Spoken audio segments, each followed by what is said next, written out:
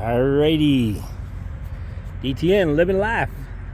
I'm Tex. Wife Dawn's back in her unit back over there at Eddie Bauer. And yes, of course, where else would we be? Cracker Barrel, just north of Louisville, Indiana. So there's two of them north of Louisville. We're the second one out. There's actually four of them, but yet they're about 25 miles apart. But this one happens to have a Denny's and a KFC, Holiday Inn Express back here in the back. But yeah, so this is where we're at. Let's talk about what you do to do drive away. All right, because here in the last 2 weeks, each time I've been to a yard, I've been helping somebody understand the difference of tow away and drive away somewhat. Point blank, you get that thing to a dealer or to a customer. That's it. You're done. Okay. All right. Now, on all seriousness, when you come up to these guys, always the first thing you do is you check the VIN number. Now, on these guys, you look for the model number. I've got the hood up because I'm going to talk about that too. All right. You look for the model number, which is ours right there, 89043.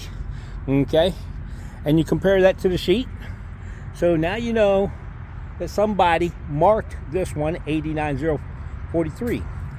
You go to the sheet will have a VIN number on it if it is anything but a J code. J codes don't put VIN numbers on the BOL. So, but I'll explain that one in a second. So you go to the BOL, you pull out the last 5 digits of the VIN number, and you come up here and you look to see if it has VIN numbers in the windshield of the dash, or you come around here and you find the tag there. Okay, I compare both of them.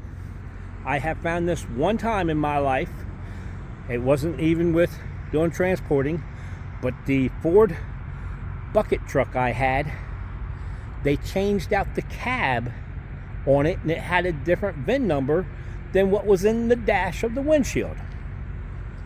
So when it came time to do warranty work and things like that, it became a little bit more difficult. But in either case, that gives you an idea. All right. So you check those VIN numbers out.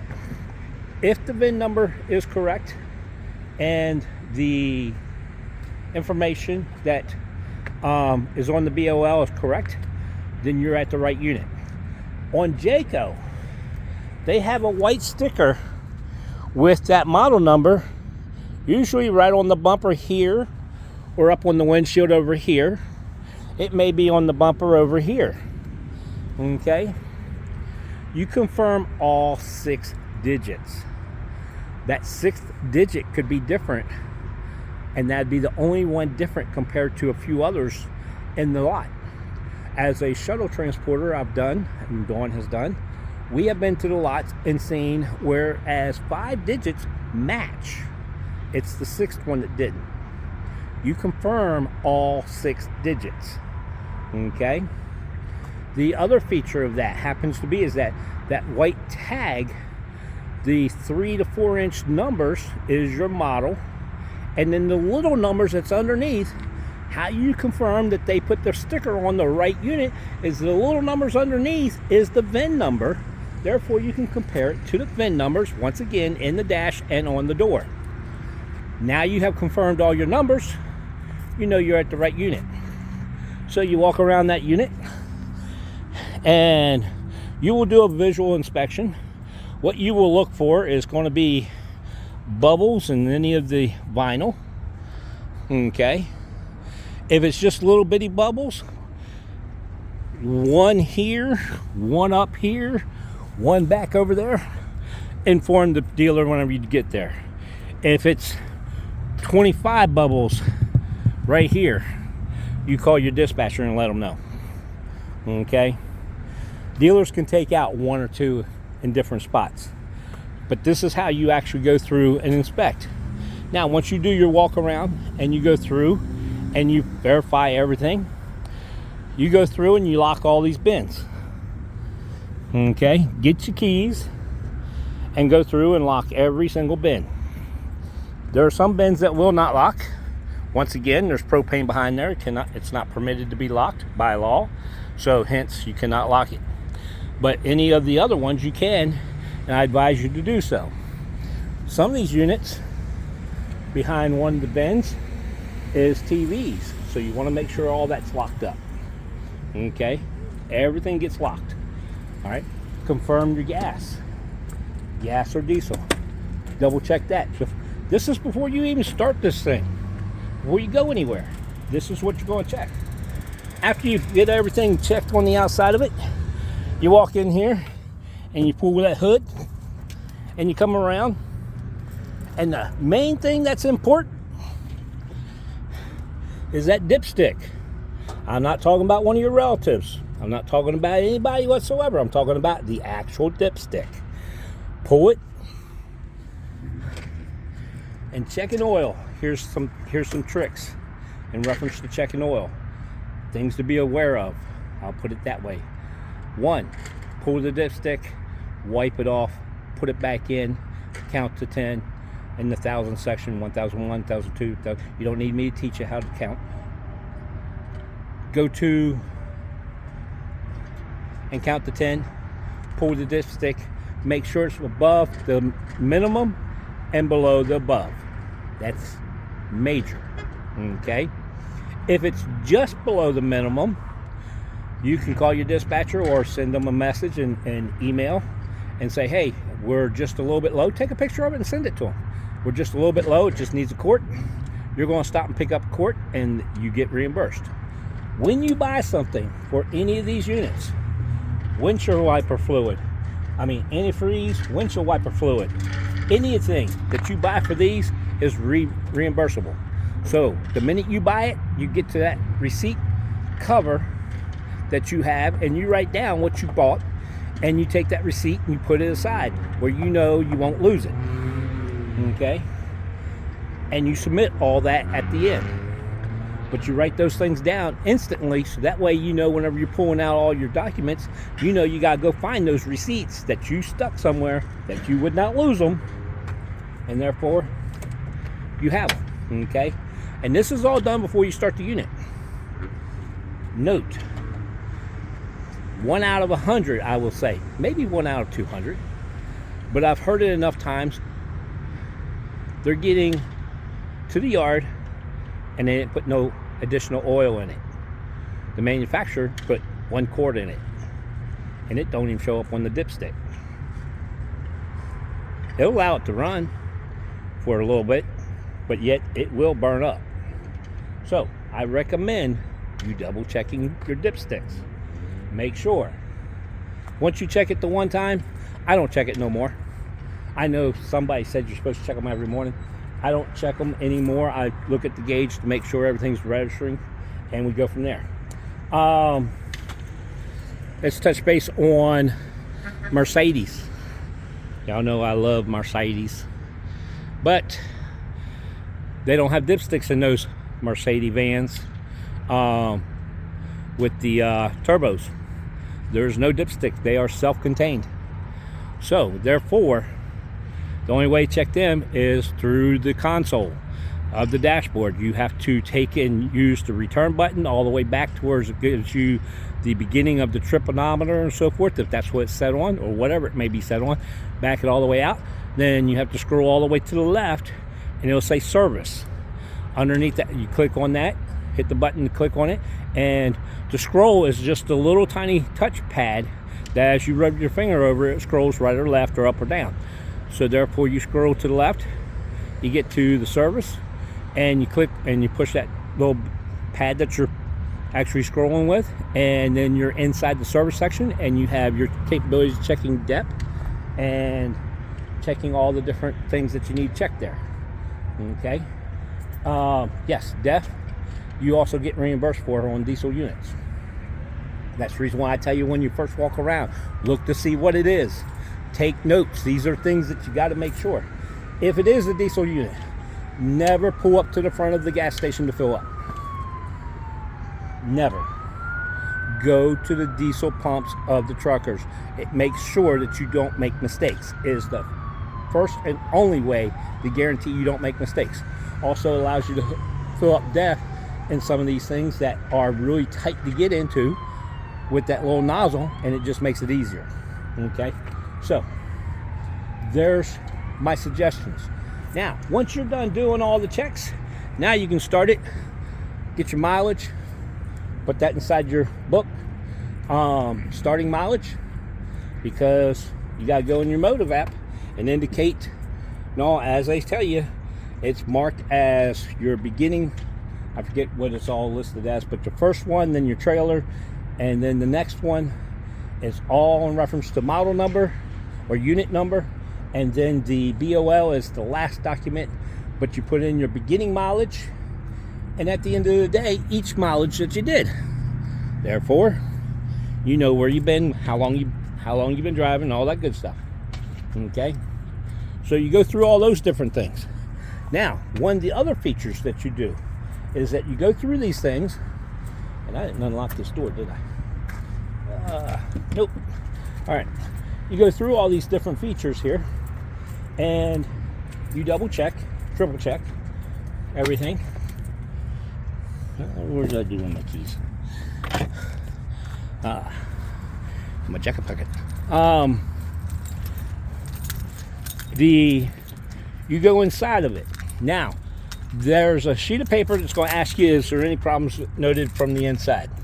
It's looking for a cabinet that broke. It's looking for different things that are broken inside. Okay? And yes, I have my cooler here and my battery pack. All right? Keeping that baby at 35 degrees. And yeah, we have a nice cooler. Yep. Our chicken, salmon, everything that we need. Okay. All right. Now, yes, when you come inside, turn on house power. It is this little gadget right here. Turn on house power, and your backup camera will work. Okay. There's a backup camera inside this thing right here. It will work then. So therefore, it gives you a backup camera. All right. Now, once you do that, some of these lights may turn on. Some of them have little buttons to turn them off in the middle, like this one here. Okay. And then some of them have switches. You have to go around and turn them all off most of the time. Turn this thing off because I'm not using this thing. But you also come in here and you just look to make sure all cabinets are looking good. Bedding's there, it's got plastic on it. If it doesn't have plastic on it, note it. Bedding does not have plastic. This one has plastic over the toilet seat. Okay. But you raise it up and you look for pink. Now, there is a antifreeze that's yellow. You'll be able to tell the difference, I assure you. Okay. First time I seen it, I was like, what the hell? Anyway. But yes. So, you look. You double check. You make sure it has those things. Okay. All the blinds are up. Curtains are up. That's all you're looking for. You're not looking for anything other than something very obvious broken. A door hinge broke, or drawers that's hanging out, or something to that effect. Now, if you drive down the road and you realize one of these doors keeps on opening and closing, note that and tell the dealer, hey, no, one of your doors, I'm not sure which one, or you may know, opens and closes. Also, when you turn on house power, this refrigerator kicks on, but don't use it. If you make a mess or you break something, it's on you. This thing will rattle. We have blankets that, or not blankets, but towels, which is kitchen towels. We will actually raise this up and put a kitchen towel in between, so that way it keeps the rattle down. If we have to, we'll even take this grate up and put a kitchen towel down there, and then put another one in between here and lay this back down, so that way it cuts out the rattle. Okay. These are the different things, so that way if you gotta drive this thing 1,000 miles, you don't want to listen to that rattle continuously. Now there's some things that you can't help, but you also need to check these things to make sure that they're closed. So there's one there. There's usually one over top of the bedroom. Yep. And then there's one in the bathroom. However, I have been into one that had 4 of those. Had one right here over top of the kitchen. Oh, there is one right there. So there's 1, 2, 3, and 4. Okay. So you double check those to make sure that they're closed. They have been left open. And then you're driving along and you find out that the inside's wet for some reason. All right. That's all you need to really double check on the inside. Don't go through and I know somebody came across and says, wow, they didn't putty any of these holes along here where they put the tacks in.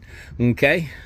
So literally they pointed these things out, and I'm not your inspector. I'm not going through the time to do that.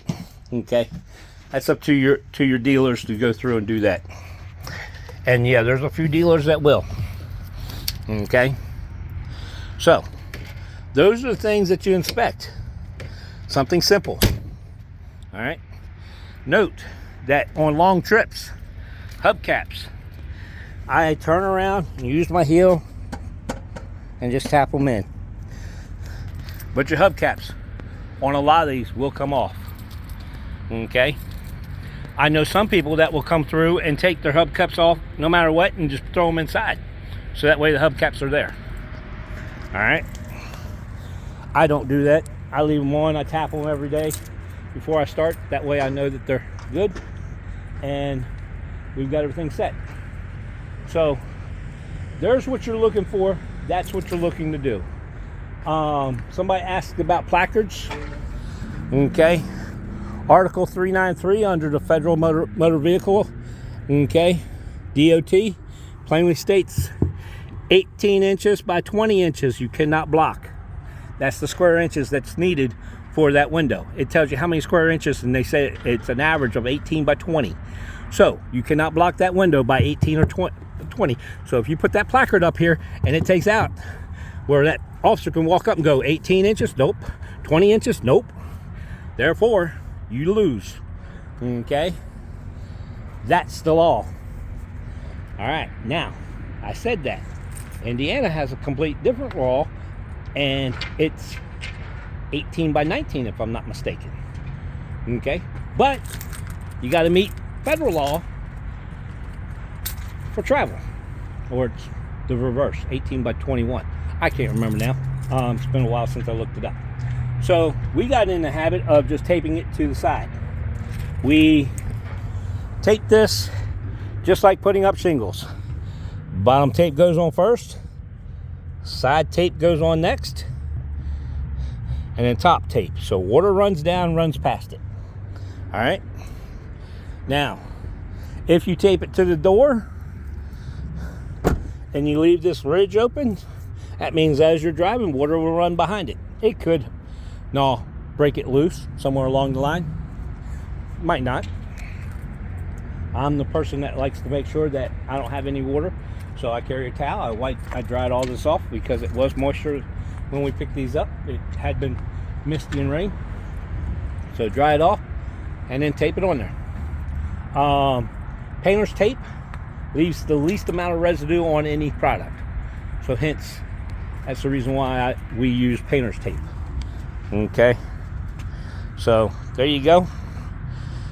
Now this one here, for some reason I put a piece of tape up top first before I started with the bottom, but I still did it anyway.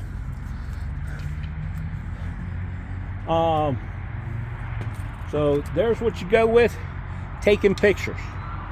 On your app, DMA app, it comes across and puts a black shadow around the outside. You take that black shadow, and let's say if I was taking a picture of this unit, I take a picture of 45 degrees of this unit, and I'll give you an idea how far I put this unit inside that picture. Okay, I put it to where is that, like right here. You can't see the bottom of the bumper, you can't see the top of the unit. That's where I snap that picture at, because if I make it to where you can barely see the bottom or the top, when I take the picture widens and you eventually get all of it in. I don't take the picture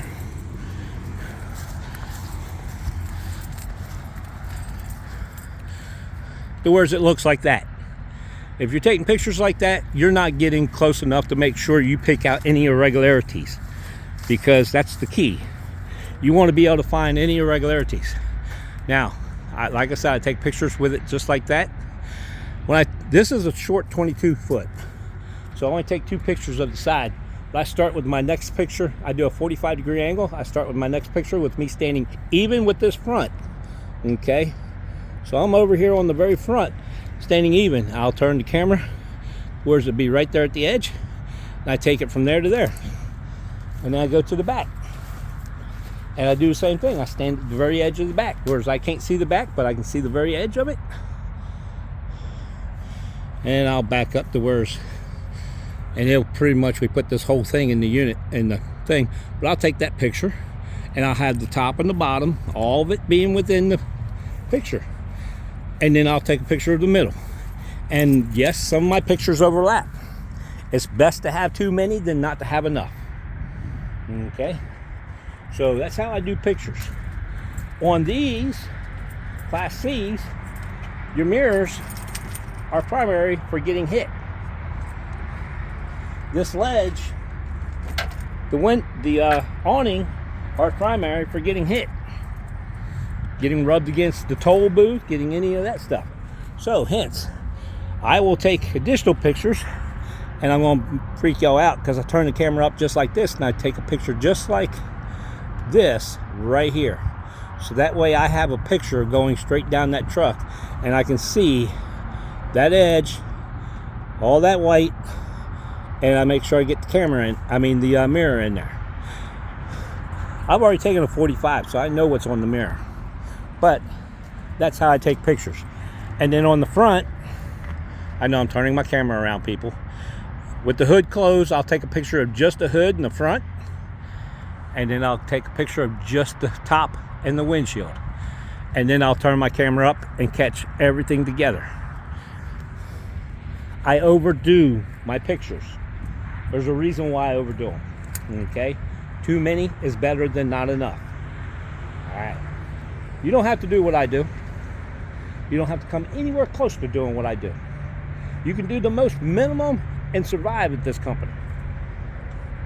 But when it comes down to CYA, you don't got it, you won't be working.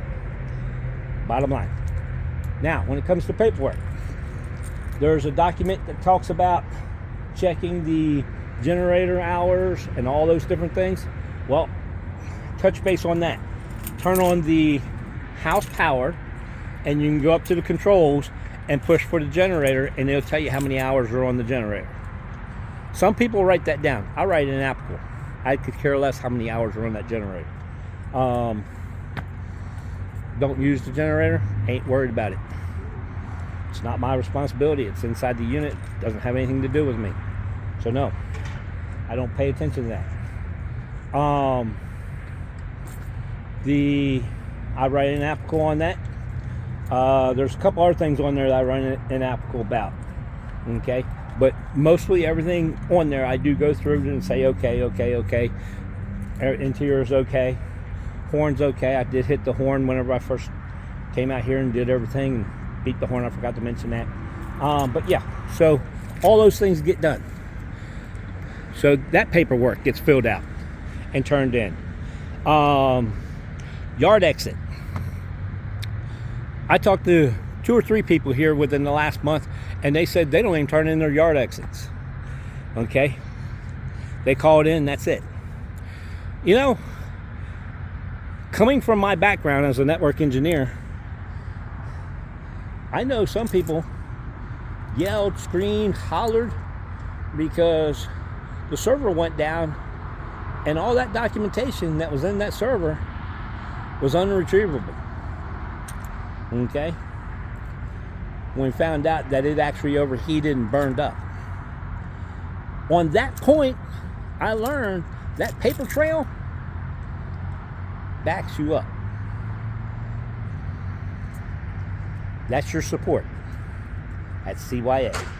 So I fill out the yard exit, and when I submit my PTI paperwork, I give them a picture of every piece of document I put my ink on. Okay. Now I even signed the BOL for pickup. Okay. And then I date it whenever I get to the location. Now I know that could be a questionable point of doing that, but that's how I usually take pictures, and I submit my pictures that way. So I take a picture of every piece of paper that I put ink on, and that's sent on the PTI report. All right. On the yard exit, I submit the ICDA because it asks, do you want an advancement? And then I also submit the yard exit because it asks, do you want an advancement? Both of them have signatures on it. Okay. I submit both of them. No, control room doesn't need to know how much we get paid, but yet they can look it up anyway, and most of the people in the control room has access to that anyway. So really you're not being shy about anything or anything to that effect. So hence, that's the reason why you go that route. Okay. I submit both of those because they both have the indication of whether or not I want a advancement. Now the question is, why is there two sheets of paper that ask that question? Because your PTI report goes into head office, and yard exit only goes to the control room. That's it. And that's where it all gets processed. Okay. Now, you keep your paperwork for 2 or 3 years. That way you have it for all the reasons that, like I pointed out. If something happens and somebody questions something, was this unit taken out of the yard? You got documentation. And the DMA app, if you're living off of it to remember, or you're living off of somebody answered the phone for you to remember, or you're living off of your own memory, no documentation, you don't have any backup. So hence that's the reason why I do that. But that gives you an outline of everything that needs to be done to meet my quality of taking a unit out. Okay. I bet you there's 100 different things I'm missing, I'm forgetting about, that I just naturally go through and do. And I'm trying to think about them as I'm talking here, but yet I'm not coming up with anything. But there you go. That's checkout of a unit. And no, I didn't show you the paperwork because I don't have any of the old paperwork that I can just show you exactly all the different pieces of paper. But yeah, there's usually anywhere from 3 to 6 sheets of paper sent in on PTI report. Okay. And then there you go. So that wraps up this YouTube DTN Living Life of taking a unit out and all the things that I go through to do that. Y'all be safe out there. This is a fun job. You get to see America and get paid for it. It is enjoyable. It's boring as hell to sit there for 8 hours, 10 hours a day and drive. But the outcome of it, of where you're at and what you get to go see and what you get to go do, is so much better. It's great for empty nesters. Even though I do know some families that, no, husbands are driving, wives are driving, okay, and kids are taken care of by nannies or grannies or however, okay, but yet it is a good job if you want to make a career out of it. All my information is always down below. I always post my driver number 9677. If you call up, use me as a reference. I don't have a problem with that. Just don't say text said.